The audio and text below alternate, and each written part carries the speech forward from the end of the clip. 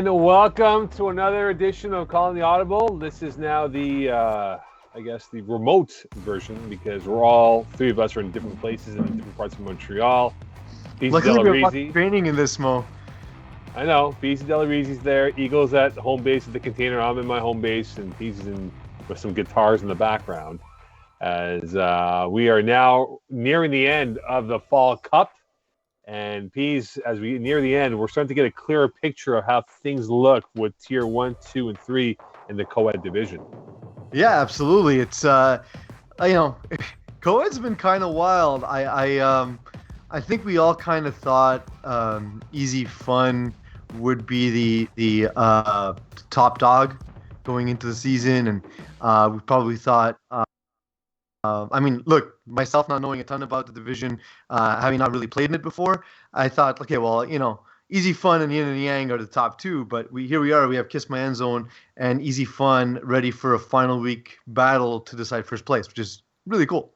And that's just a co-ed battle, right? The same thing's happening in Tier 1, 2, and 3 across the board. It's everywhere. It's awesome. Like it's been probably the most exciting fall season, I think, so far. You know what we should do? For the next upcoming winter season and spring season of 2022, have only 2 playoff spots per division, and everyone's chasing those 2 playoff spots. That would be terrible. That would be absolutely terrible. It would be great excitement for everyone. No, because then you can have seasons where 2 teams are clinched at week 6, and then the season doesn't matter, and then you have perfect. Which is reduce the Champions League to just 4 teams, one from each subdivision, right? Yeah, exactly. The winner of City A. But then if there's a low division team, we don't take their schedule seriously, and then we hold them out of the Final Four. Yeah, like FSU, and we'll hold them out of the Final Four.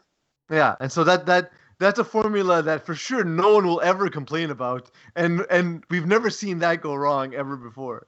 So now I want to have some fun. Right? Like, who's the FPF equivalent of like Notre Dame, who like almost makes the cusp every single year, but kind of sort of doesn't every time? Oh boy, who like? We need to find like a bunch of studious athletes, or a team that just loses every time they make it to a final, like to a semifinal or a Final Four. That's tough though, because it's such an open-ended question because we have so many teams under different names and all that stuff, right? I mean, but you can associate with a quarterback or a captain, right? Like so, like before that, you could have gone for before last season, you could have gone for Dan Lazara's teams as being the Notre Dame, right? Like getting to the dance, but never sort of fleshing out. But he won his championship. Or maybe a team like Notre Dame, like the last time Notre Dame was actually relevant. It was like in black when it was like black and white screens. Like a team that was relevant from the pre-Peeze era, like the Family. If the Family came back, would they be Notre Dame? Perhaps. I mean, even Mongoose. I mean, there's so many teams out there, right? But I mean. Kevin Wythe is the Alabama that no matter what happens, he gets invited to the finals, whatever team he's on.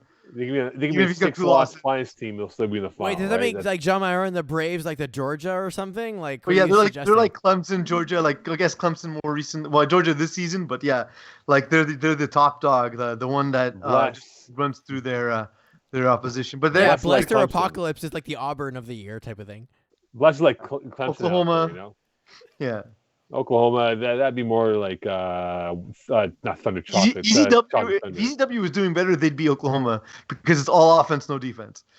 Yeah, that's true. And let's dive into it. Before we get into it, Eagle, just a reminder for winter registration. That is still going on for another week or so, give or take, Eags? About that, yeah. So we're looking at freezing registration around December 6th. We have a significant number of teams that have already registered, so make sure to register your team as soon as possible to make sure you can guarantee a spot in the division you want.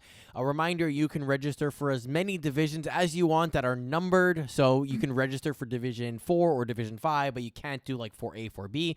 And if you want to play on multiple teams, feel free to do so. Our Sched Builder is going to allow you to work on 3 different rosters without conflicts. Anything more than that, it's a little bit of a toss-up, though. The one thing Go I want ahead, to Reese. mention before we continue is Yeah. also you don't register for Division 4B or 4A. You don't register for 5B or 5A. You register, and then the division is split. If it's split, and then a decision is made whether or not you qualify Yeah. for the B division. So keep that in mind when you register. You might end up in 4A. You might end up in 5A.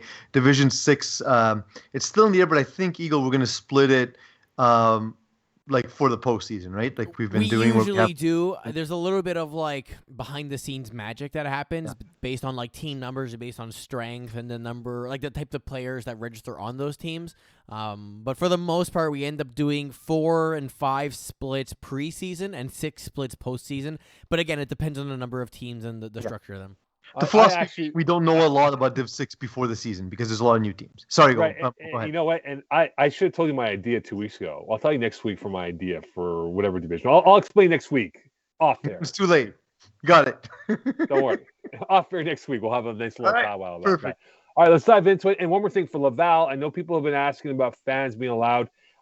Stay tuned. There could be some update with that, which will be posted via email to the league or through the Facebook group. So there could be fans allowed for the remainder of the season. We'll figure it out in the coming weeks here. All right, so let's dive into it. Peeze, some games quickly here that caught my attention. Tier 2, Chalka Thunder and Arouche both losing on the weekend. Ravens taking out the Thunder, and Team Ethnic taking out Arouche in a classy way. I'm not surprised by Team Ethnic. They looked like the better team all throughout the game here. I felt like Arouche got frustrated with some of the things not going their way, in their favor, I beg your pardon, and they just got in their own way in how they want to play. So I think at the end of the day, I'm not saying it's a detrimental loss, but definitely sends a warning signal that this Tier 2 is still unpredictable, that the favorites may not be able to win this event at the end of the day. I don't know that Team Ethnic were not the favorite going in, or at least not one of them. For me, Arouche is good, but Chocolate Thunder, Team Ethnic are definitely the tops of this division, just because Ben Lawler might be the best quarterback in this, the best true quarterback in this division, and that makes a huge difference in Tier 2. When you have essentially in Tier 2 a guy who I put amongst guys who are defensive Division 3 stalwarts. He's a guy who I think to be at that level, and so it's no surprise to me to see them at 6-1. Of course, Ben Lawler's struggles have come in the postseason, so we'll have to see if that happens this time around. But another thing I want to point out more about Tier 2 is you go all the way down to 13. Useless Diablos right now, the outside looking in, they have a 3-4 record, which is identical to the 9th team in Tough Lungs. And, I don't think, we thought heading into the season that a 3-4 team would have to play their last game to get into the Tier 2 to the Tier 2 bowls.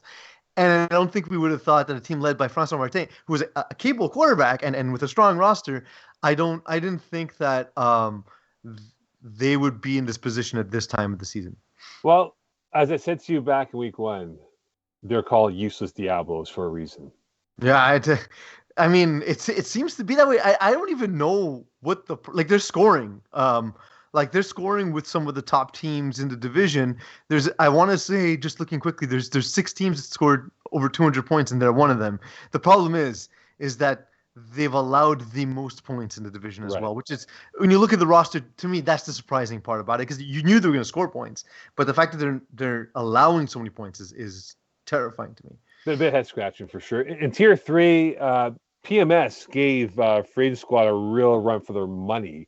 Look, I know Free Agent Squad is still undefeated, perfect at this point of the year, but I feel like it was the first warning shot towards their hopes of winning their tier, that it's not going to be easy. And PMS could have pulled off the upset, if you want to use that term, over the undefeated Free Agent Squad.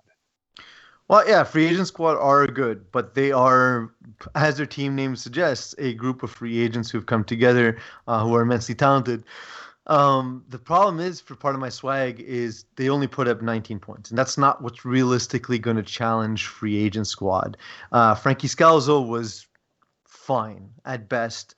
Riley Pinecone made a great catch for a touchdown, which we all saw on the Instagram page, on the Instagram stories. On defense, they were, part of my swag was there. They intercepted Emil Scaff 3 times, twice by Craig Browning. Guys, by the way, Craig Browning and Riley Pinecombe, two of them were unsung heroes in Flag Plus football. And I've just because they're in lower divisions, they often don't get talked about, but they are both immensely talented. It just goes to show you against free agent squad, forcing the turnovers won't be enough. You're gonna have to put points up against them because they're gonna still move the ball, they're gonna still score, they're still gonna be efficient on converts. So it's really gonna come down to can you put up the requisite, as we say, Mo, 5 scores in a playoff game against them, right? You need to score 5 in the game. And unfortunately, I think this version of PMS with Frankie Scalzo, as much as I like Frankie as a dude, and as much as I think he's improved and his legs add an interesting dimension, it's not the same offense we're used to seeing from them. No, it's not the same horsepower. It's lacking the horsepower. It's lacking the ingenuity to score 30 plus per game. But that's and that's the credit to Emil Scaff, because he's the opposite, where he finds a way, even when the game doesn't work out well, even when things aren't going his way, he finds a way to move the ball. And in this case, it came down to converts, and the rookie was better on converts than the established FPF veteran in Frankie Scalzo. Although he hasn't played that many seasons at quarterback, he does have some experience. Yeah, no, for sure. I think, when we look now towards this tier and how it's played out, right? I mean, I think it's good that we have a bit of scare, because you don't want free agent squad to run through their tier and essentially say, hey, it was easy peasy, no pun intended, and win it with no hiccups at all. So I hope. I disagree, Mo. I think it was very pun intended, and I appreciate you. I don't know. Maybe it was, maybe it wasn't. If you give me a lie detector, maybe you'll show the truth of what I meant by that pun, if there was no pun involved, Yeah. Nah. Anyway, but like when we look at the whole of tier 3 Peeze, there are a lot of teams still in play for the 4th spot. I was telling Eagle off there that right now, in theory, you can have teams literally from 4 through 9 still in play for the 4th spot. How does this shake out as we go into the final week of play here, Peeze? Well, look, right now, Save a Horse is in sort of the pole position, and they face Killer Rays, who despite the fact that I think are better than their record, they just haven't done well this round. And while I do think, and Eagle actually had a chance to watch a little bit of Save a Horse this weekend, and I'm going to write a little bit about it in my article, I have doubts about Save a Horse. And I stand by what I said. I think they're going to. Hold on, Peeze. According to Eagle, this is a Div 3 team for winter. They're not. They're absolutely not. They are an extremely athletic, gifted Division 5, maybe 4 team that will move up quickly, but there's a lot of fundamental issues that an experienced team can use against them. The problem is Killer Rays is not that team. So I think this actually holds. I think we see Save a Horse hold their position. They're coming into this with I think they also have the head-to-head with FSU, and then if it goes down to points against, they start with 20 points on FSU. So I think they're going to hold that spot, just because they're on the front, even if they lose, they won't lose by a ton. So I don't think they will. If all the teams win, I think they're still going to hold the tiebreak with their points against, because that is the strength of the team. Right. Look, let's say Save a Horse gets the 4th spot, right? I saw FSU up close and personal, and they asked, hey, who are you? I go, I'm Peeze, actually. No, you're not. I'm like, yeah, I'm Peeze. You can't see who's who. I'm Peeze. The guy you're going to talk to, he's at home right now, whatever. So they think that you're Mo and I'm Peeze. That's fine. Right? That's okay. No problem. Anyway, so, see them play. They have some good players in that roster. But it goes back to the point we made before, right? 5 touchdowns required to win a football game. I don't know if they however far they go this year. I hope they come back for the winter season, because I think they can be competitive in every division. Don't. And it's one of those things where unfortunately sometimes players only hear half of what we say, Mo, or shall I call you Peeze? Yes. But the thing is, Peeze, I actually think they're immensely talented. I think they're really good. I think they're going to move up the divisions. I just think that a team starting in Division 3, how many times have we seen it where, you're good athletes? The team that the Mitchells were part of back in the day, I can't remember what they were called. They started off in Division 3 and had just a really, really tough go of it. And then they ended up in division doing really well, like 2 seasons later. You know what I mean? So I think that they're just an immensely talented group of people that need to learn a little bit about our specific brand of flag football to really achieve that next level. That's all it is. Yeah, I think for FSU, they can definitely, if they have some more additions to the team, I think if they get two more impact they're similar. players. They're about them and Save a Horse. Like that's the MO, right? That's their immensely athletic teams, and a rematch of those two teams would be fun to watch. Yeah, and they'll play PMS FSU this weekend or this Wednesday, a big part in Laval, and that'll be a good test for them because you're talking about a team full of wealth of experience in PMS. Yeah, albeit not the same PMS as in years before with what they normally would have, but I think it gives them a barometer to look at, saying, okay, look, if we're not going to the Final Four, we got to survey the ecosystem out there and see what is there, and say, do we match up well with these teams here? And this will give them a good test whether or not they match up or can be competitive, whatever division they go in winter 2022. It does kind of feel though that PMS won't lose against both new teams, right? They won't lose against FSU and free agent squad back to back. Well, they lost to Save a Horse. They got wrecked by them. The PMS lost to Save a Horse. That's what I'm saying. So do you think they're going to lose to all three brand new teams? You know what I mean? Man, if they do, Frank Dallas will retire as quarterback, and Brad Evans, the Hawaiian shirt man, can come back. As quarterback. Yeah, he is, of course, a difficult captain to be with. He does wear the Hawaiian shirt, but he cracks the Hawaiian whip as well. Right. He packs the Hawaiian punch. Well. Of course. It's always good to have a little Hawaiian punch on a cold day like it is. Peeze, in co-ed, when you look at it right now, with one game to go, what's your sense right now? Who gets the first seed in the co-ed? You're asking perhaps the person with the most bias in the matter. Well, that's okay though. Because I'm playing it. Watch Fox News or CNN, right? You want biased commentary, you can go watch those two networks. Yeah, or me. Exactly. So no, but the thing is, look, I didn't see this coming heading into the season. But Kiss My End Zone's a team, despite the fact there's a lot of different pieces, come together really, really quickly. Everything gelled really quick. Whereas Easy Fun are a team that's played together. Jeremy White and Seal Living, all those guys, and his mobility, of course, is a huge challenge. So my first co-ed game was actually our loss. Our only loss was to Easy Fun. It was that first game. Mm-hmm. And I think they know the league well enough. Jeremy White knows me and my strengths and weaknesses well enough to know that he's not going to face the same version of Kiss My End Zone. So I don't think he's taking it lightly at all. I think it's going to be a fun game. That's like to have one game to decide the top seed for the season. It's as good as that gets, in my opinion. I'd like to get your thoughts on it because again, it's hard to ask me about my own teams, but looking at the script today, it seems like you're putting me in that position a couple of times. So I'll get your analysis. I need to make you feel uncomfortable, Peeze. Yeah, you shouldn't feel uncomfortable. You should be comfortable in your own skin. Because you're in your own home right now, so there should be no issues at all. This is a home game for you right now. I think. Jeremy White's got a wealth of talent to work with on Easy Fun. I mean, like you said before, they're putting up points at a high clip than before. And when you look at it right now for them, I mean, their defense has been playing phenomenal. I mean, right now, Peeze, they have, I think, almost 8, if not 9 INTs for the year, which is definitely a big plus for them.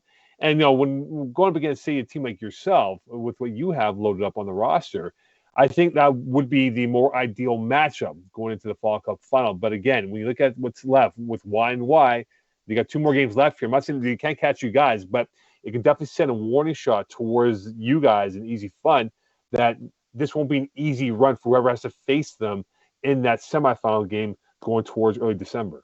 I also want to say that the benefit of going, finishing with the 1 seed, of course. All the teams in co-ed, I'm sure, or the top 3 teams anyway, have talked about that having one of the top seeds means, having the top seeds means you have to go through, for example, if it's us, we'd have to go through either Easy Fun or Yin and Yang, but not both to get to a bowl championship.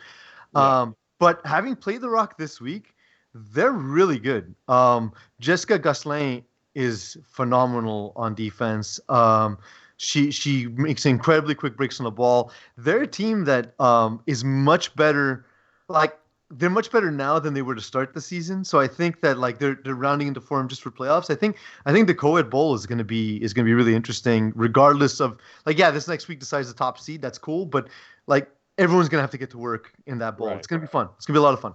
So in Tier 1, we'll be joined by Iggy Magnus. Is that confirmed, Eagle? Iggy Magnus knows he's on today, or is he still up in the air about coming on with us today? Questionable, but likely. Before we get to Tier 1, though, just quickly on co-ed, Peeze, yin and yang. We've seen last week and the week before, they're doing this hybrid quarterback scenario between Gino DeFazio and Kwesi. They're doing chicanery. They're doing Steve Spurrier. That's what they're doing right now. So explain this to everyone. The quarterback cap applies for the person with the most attempts. Therefore, yin and yang is specifically having Kwesi throw more pass attempts than Gino, but not use Kwesi on offense in order for Gino to then play quarterback in that system to make sure that he doesn't accidentally qualify as a receiver. And we kind of talked about it like off the show and everything. Why is this the worst look for yin and yang? It's so stupid. So yin and yang has let's put it this way. If Gino is throwing the ball, I'm gonna actually say something positive about Gino DeFazio. So be happy this is recorded.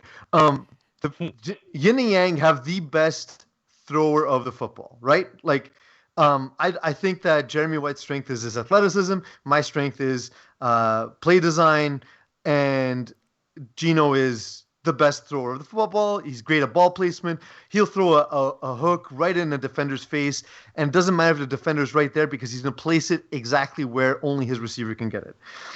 Now, if Gino has Kwesi Gordon-Mall to throw to, as far as how these co-ed teams are structured, that's indefensible in co-ed. However, going with this roster just paralyzes the team. It's never the best version of the team. So by trying to load up in co-ed, Gino DeFazio's put himself in a position that he never has his best team on the field, which is dumb. It's just dumb. And like they might beat us because they're still good, they're still talented. They might win the championship, but it's the dumbest way to do it. You're just getting in your own way. It's just very cheeky, but very Spurrier-like with what he does. Steve Spurrier alternating quarterbacks every play when he was at the University of Florida. What do they say in college football? When you got two quarterbacks, you got none.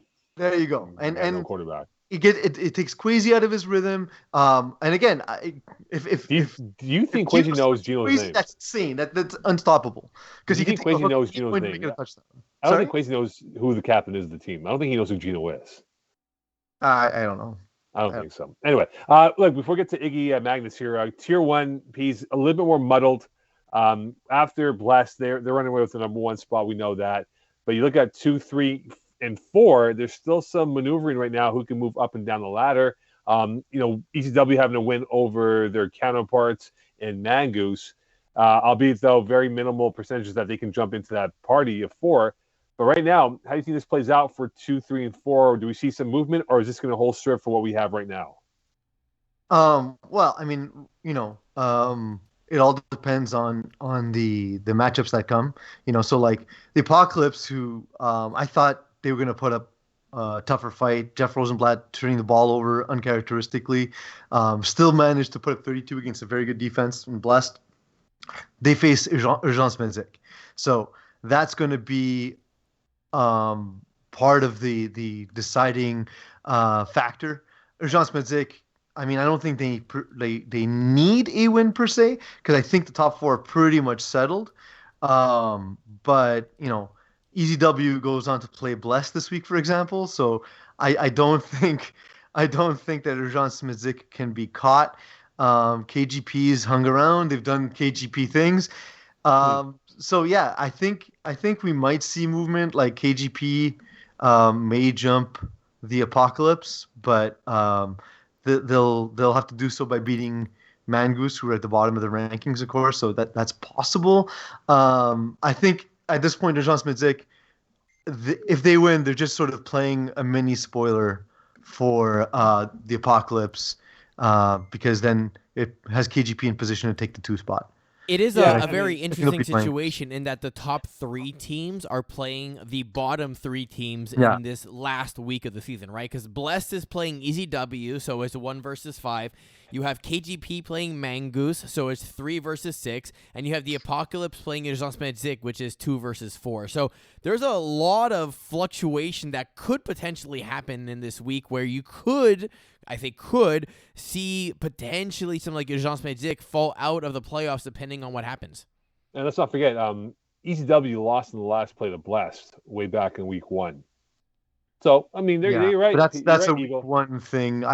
If ECW keeps it to 2 scores, I'd be surprised. We'll find out. I think they can. We I will can lose find by out. 10. That's the I passage can of lose by time. 10. I can lose by 10 here. Yeah, Let's that's see. 2 scores, isn't it? Well, I So- mean, you know, We're 2 gonna do full scores, a no. we're gonna do a quick disagree, little say the analysis same here. thing. Sorry, Eagle. We're going to try and predict these games as a collective. So we'll do games of the week later, but just as a collective, between KGP and Mangoose, who do you think wins? And you have to agree. You have to come to an agreement, so you have to negotiate your KGP position. wins. KGP We're wins. gambling actual money and there's no spread. We're just betting sort of like as is. I'd Yes. go KGP. Yeah, Okay, KGP so for then sure. KGP makes the Final Four. Yeah. Blessed and EZW, who wins? Oh, Blessed. By 10 points. There's a 10-point spread. Yeah, Okay, like, so not then 2 it full doesn't scores, matter but between a score Apocalypse and a half. Urgence Magique, right? Like regardless of how it goes, EZW and Mangoose both lose. So Well, this is the it Final only- Four. Yeah. Yeah, that's true. That's the Final Four, and it's probably the seeding that they'll retain as well. Yeah. By the But way, no, Eagle, but do we you know face- the? But Sorry, go Eagle, ahead, please. doesn't UM face Apocalypse this week? They do. So yeah, they could potentially So flip if the UM order of it. wins- But even then, like 1, 4, 2, 3, does it really matter at this point? You need to beat both teams. Well, yeah, it matters that you don't have to face Blessed until the finals would be ideal because I they're wouldn't want to play part of- UM either. I wouldn't want to play Just Medic in the opening round. Yes, but if Urgence Magique beats Apocalypse, KGP becomes that second-ranked team.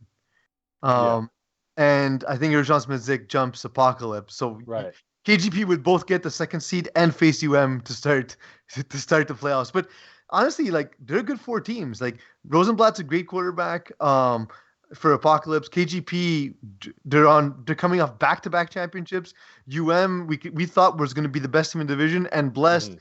My God, Stephen Harpersad's become a top 5 FPF quarterback overnight. Overnight, like it's getting to be the conversation, right? Like, how far off is he from the Dan Lazares, Kevin Wyeth, Joe Mayer? Like, is he 7, 6? You know, like he's not that far. Look, winter's coming up, right? That's gonna be the big test. That's always the big boy Scheme league, right? Division 2 with Blessed, so Yeah, exactly. Quickly here before we get to Iggy Magnus, Iggs, we have the playoff date set for knockout rounds. That's going to go when exactly? Do we know exactly when that's happening yet or not? So I don't think we have the official dates scheduled. I mean, we have the dates obviously, but we don't which division is going to be which games. I don't think we have just yet. Let me just check officially on this to be sure. Because I believe basically as of the end of week 8, we're going to get the final matchups for all 3 of them.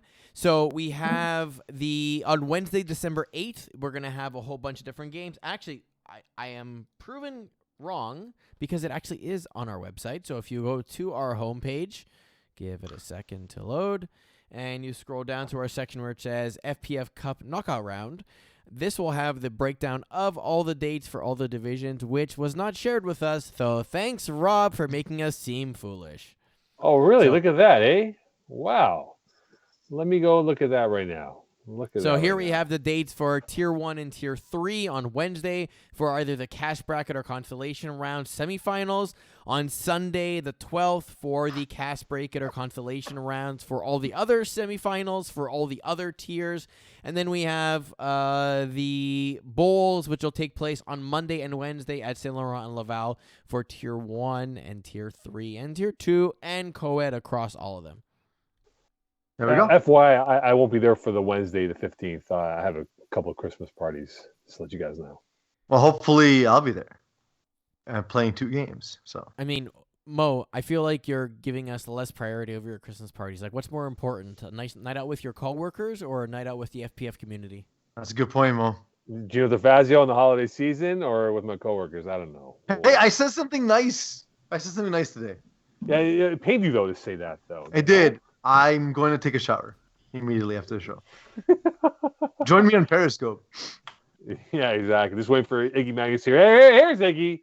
Hey, Iggy's joined us. Hey, Hooray. what's up, boys?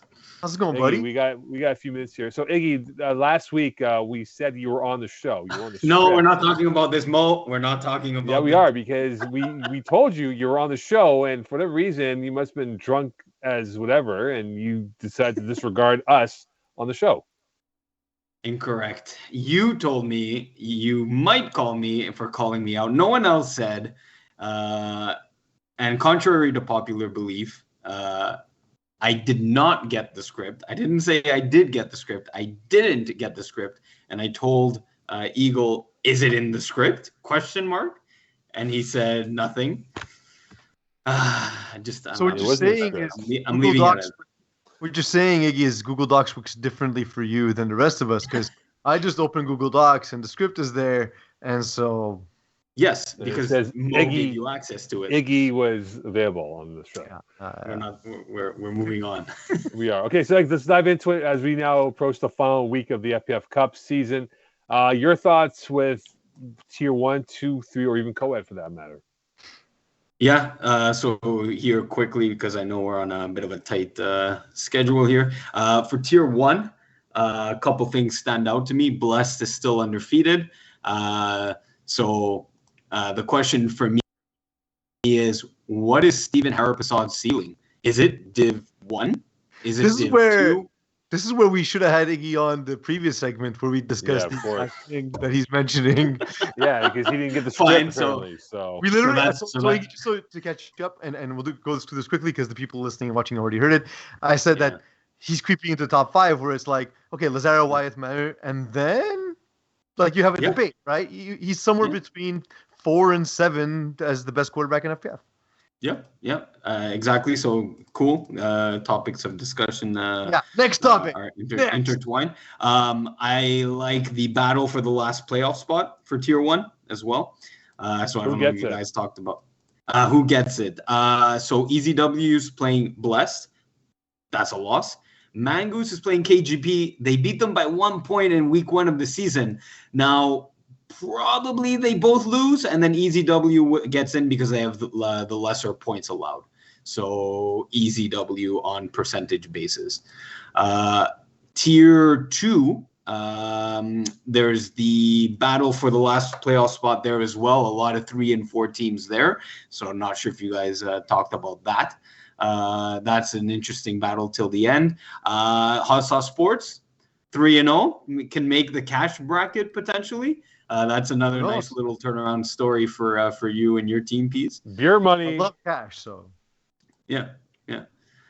What else? Tier 3. Let's open it up. You know what? Let me talk about co-ed first. Peeze, our team, we're looking for a number 1 spot. Number 1 seed. I'll choke it away on Sunday.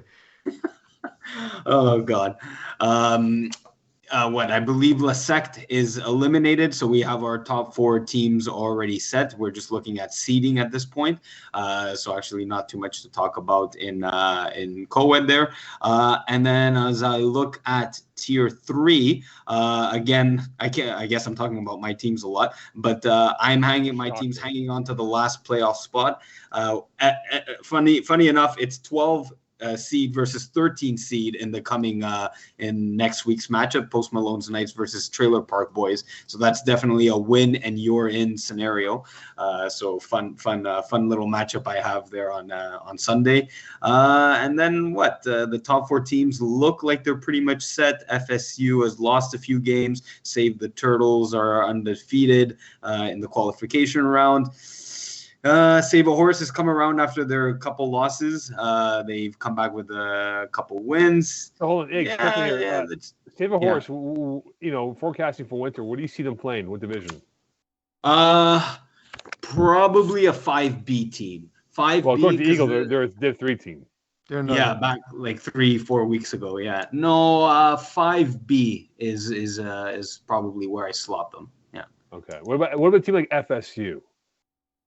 No, they're a team that with now 2 seasons under their belt, they're not a 6D team anymore. That was their spring season. The Fall Cup's kind of funny because you get to play Division 5, Division 6 teams. They're a Division 6 team.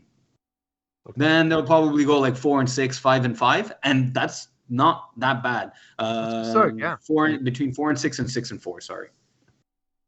Just a little less organized than Save a Horse. So I agree with that. Yeah. Yeah, less organized than just less of an arm talent on the quarterbacks, less of athletic ability, just not on a one-to-one basis, because I think is Manny Bezogias, Peeze, you've mentioned his name a few times, and Leo Diacumados. They're pretty athletic guys, but not like Save a Horse. They're just across the board, all 8 of their guys are athletic. So yeah, 5B for Save a Horse and Division 6 for FSU. The one tier or division with co-ed included that has had the most intriguing storylines in your mind so far up until now? That's a good question. It's probably tier 2, just because you have the most evenly matched teams from 1 to 14. So probably tier 2 for that reason. And then you had the intriguing storyline of Jokano struggling out of the gate, but look at him now. He's 5-2 with his team. So but hold on. He lost in Lachine. He's a creature of habit. He lost in the unfamiliar territory in Lachine. He's been playing all his games in VSL. Okay. Yeah, interesting point there. So there you go. That's an interesting storyline. Grim Reapers are an interesting storyline, because I don't know if you guys... today. Yeah, I saw that in the because they're super dirty. Is that why?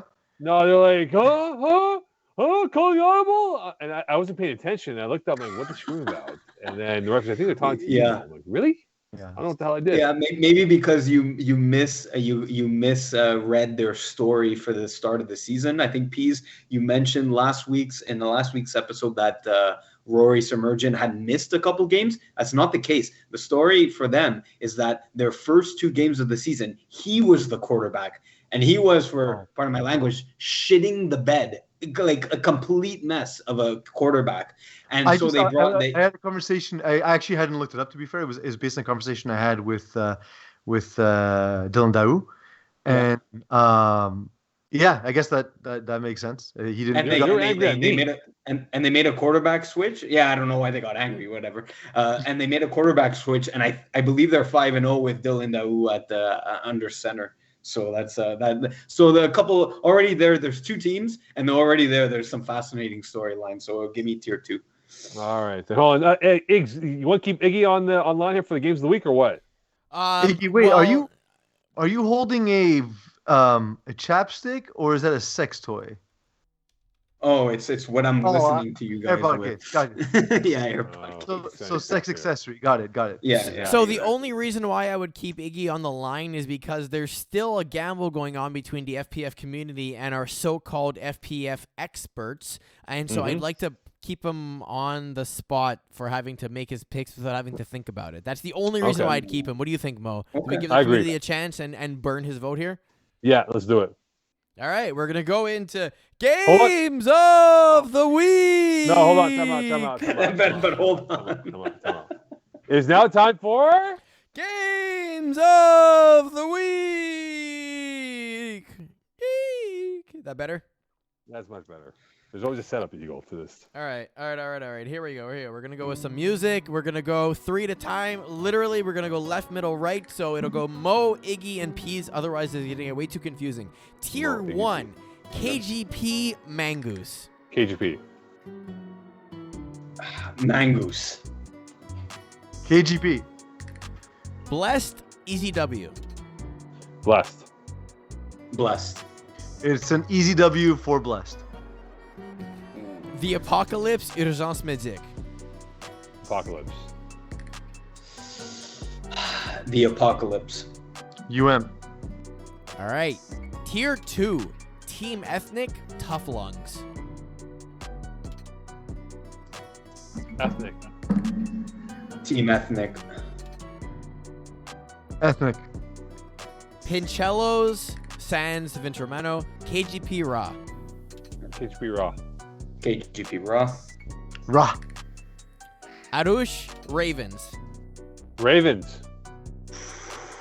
Yeah, Ravens. They beat out Chocolate Thunder. Give me Ravens. They never win when I pick them, but Ravens. It's the worst. If I bet Ravens every week, if I bet just that game, I'd be 0-7. Hot Sauce Sports, Centaur. HSS. Hot Sauce 4-0, baby. Let's go. The Centaurs roster is nonsense. I don't even know how that fits. But Hot Sauce Sports by 50 because I can't pick. Chocolate Thunder, Grim Reapers. Thunder. Ooh. Yeah, Chocolate Thunder. Yeah, Thunder. Saint Laurent. Bruins, Unexpected Diablos. Bruins. Yeah, Bruins. That was tough though. Bruins as well. And Mean Machine, Los Siete Amigos. Mean Machine. Yeah, Mean Machine. Los Siete Amigos just need to throw jump balls to Dawson Tier. every play. So give me Los Siete Amigos because they literally need one play in the playbook because that guy is nonsense. All right, Tier 3, Pardon My Swag, FSU. PMS. Yeah, PMS. Swag. 7th Rounders, The West Yard. 7th rounders had a bad loss. I'm going to go with them. Last week Yeah, against FSU. That's a weird way to put it, but yeah, 7th rounders. West Yard. Save a Horse, Killer Rays. This is why you lose. Save a horse. Save a horse. Save a horse. Save the Turftles, The Stormers. Turf Tools. Yeah, save the Turtles. 2 savior sweeps. Trailer Park Boys, Post Malone's Nights. Post Malone's Knights. Oh, Iggy, you in town or no? I am in town. Yeah. So then a loss? No, I go Post Malone's Lions. Free Agent Squad, Lionhearts. Green Squad. Yeah, free agent squad. That was easy. Same. Tim Brandy, Fighting Cones. Fighting Cones. They're good. They've improved. Yeah, fighting Combs. Brandy. Demons, Tomb Squad. Demons. No, Toon Squad. Toon Squad. Oh, sorry. Sorry. I'm missing Toon Squad. Toon Squad. My bad. What? Okay. All right, fine. Warriors, The Penetrators. Penetrators. Penetrators. No, Warriors. And 2 Inches Gang, Lockdown. 2 Inches Gang. Anything that's not locked down. So 2-inch gang, whatever. You'd lose against like their grandparents, I think. Thank you. Iggy? No problem. Yeah, not. I said it, and I can't remember who it's, but not Inches Gang. lockdown. All right, Not fine. lockdown. Yeah. Not And lockdown then is- co-ed, 3 games, The Rock, Yin and Yang. Yin and Yang. Why and why? Yin and Yang, but the Rock's getting better, man. Give me All Yin and right. Kiss My End Zone, Easy Fun. Kiss Manzo. Can't pick. Yang. Well, can't pick it, so Kiss My End Zone by 50. And doubleheader for Y&Y versus Lasek to wrap up the season. Why and why? Yeah, why and why? All agreed. And that's going to be our picks for this year, boys. Mo, anything last Yeah, thoughts? last thing again, guys, don't forget, winter registration. As Eagle said, it's going to wrap up. Windows closing December, first week of December 6th. Correct, Eagle? That is correct. At least plus or minus. That's the target date. Right. So please, if you're on the fence, please inquire. If you have any questions, COVID-related questions, the whole 9, inquire with the league. Well, they'll have the answers ready for you. Again, winter's always the big one for all of us. We look forward to that. Also, last but not least, fans in Laval, stay tuned for that. We'll have an update for that moving forward. And that's about it. Magic words, please. Wow, cleaning the front office, huh? Good night, Brian Clowley. I was hoping you go with Bergevin. No. Bicep Club! Yeah.